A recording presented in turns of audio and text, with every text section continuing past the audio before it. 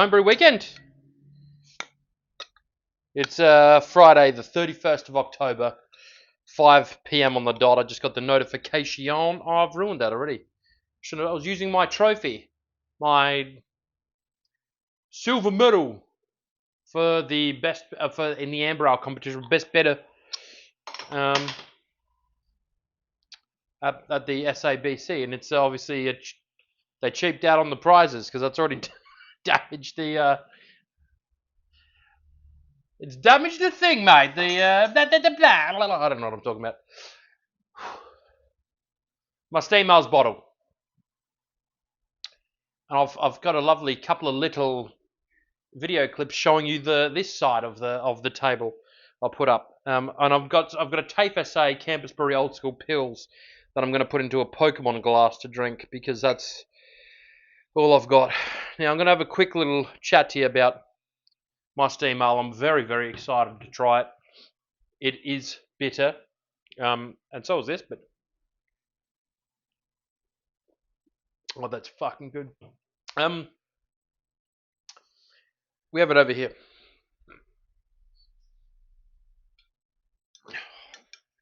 The color is absolutely stunning. The clarity is beautiful. 1048 to 1010, so it's 5% on the dot.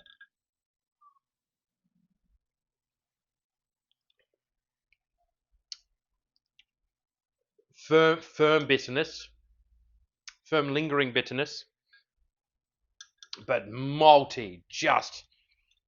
You do get hop bitterness, but not a lot of hop flavor or aroma.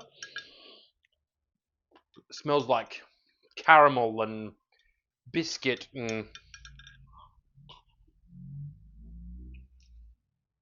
It's lovely. You can taste that Cooper's style pale ale malt. It'll be bumped up to 5.5% because it's bottle conditioned.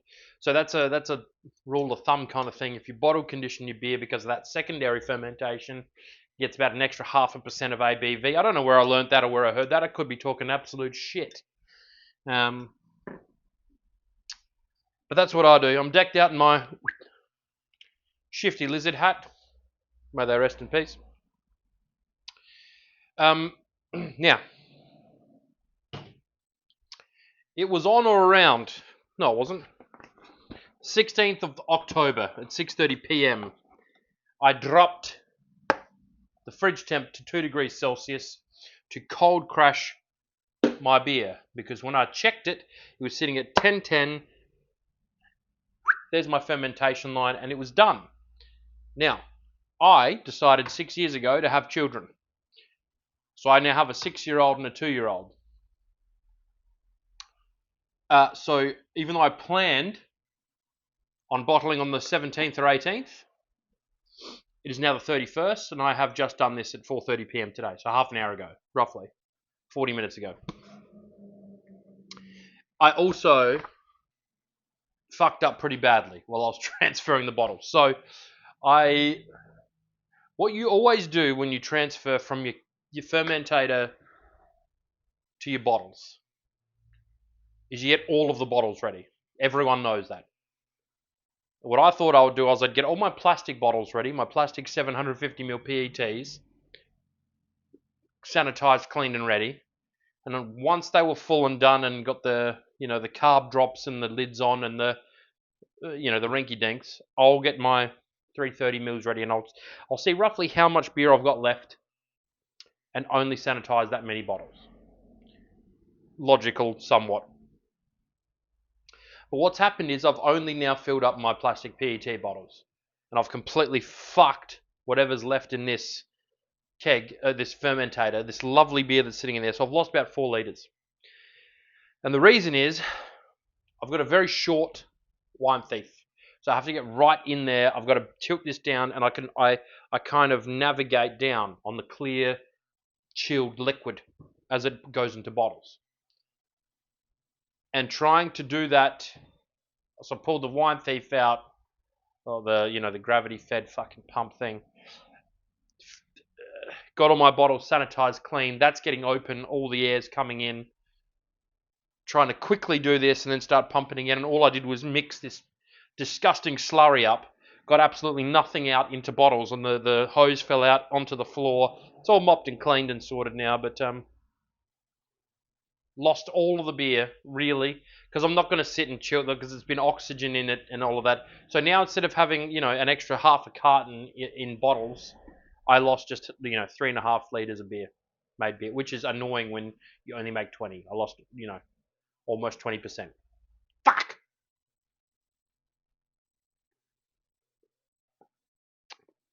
It has reminded me, though,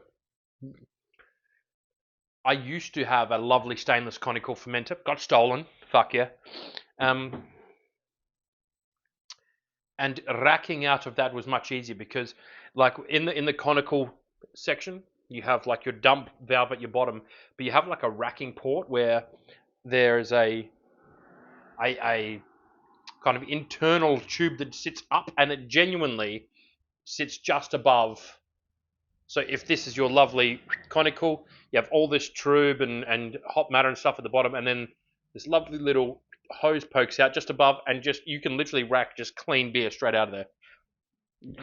And look, if you're going into a keg, it doesn't matter, really what you use, but like going bottling with these, fucking nightmare.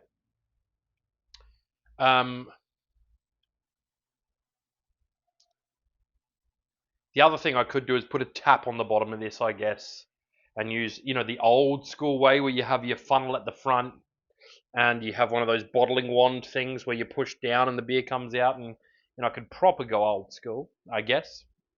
And I might. I'm not sure. Anyway, steam ale's done. 2 weeks.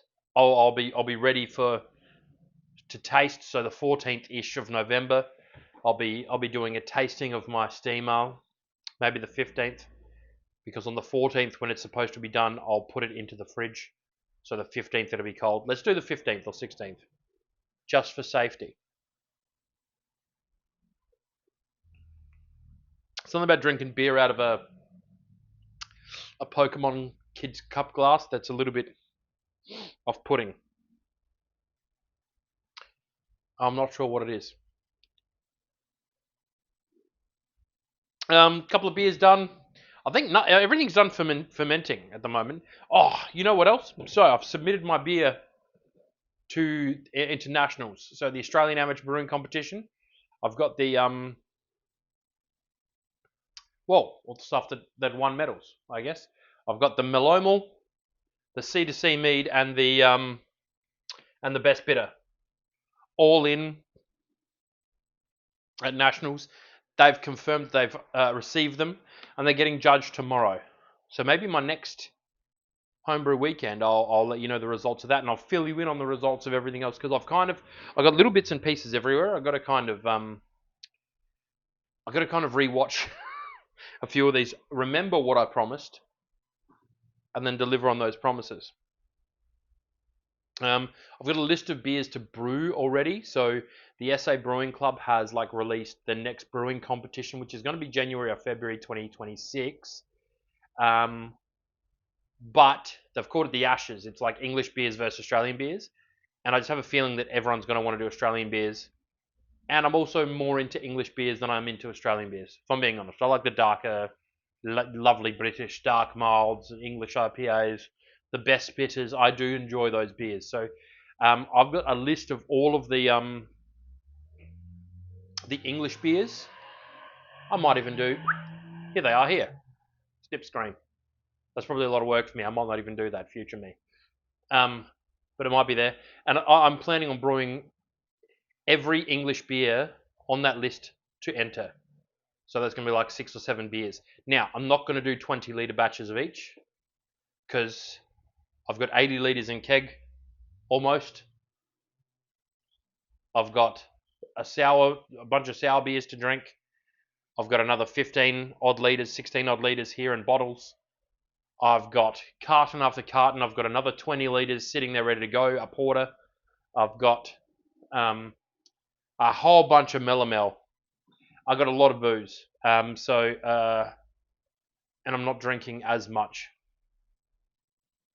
So it might be a good idea to even just start getting the podcast going again. and just delivering the boys some beer and going, let's talk about it, you know? Anyway, that's really it for now. The brew space is an absolute fucking mess, but that's pretty normal. It's 31st of October, so tomorrow we do all the Christmas decorations and stuff for the kids. So that should empty my garage out a little bit. But any reason for this to be a mess that's not me, right? So anyway, thank you for hanging with me. I'm going to have another couple beers, but not out of kitty cups. Ugh. Proper beer glass. See you on the next one. Enjoy your weekend. Brew some good beer.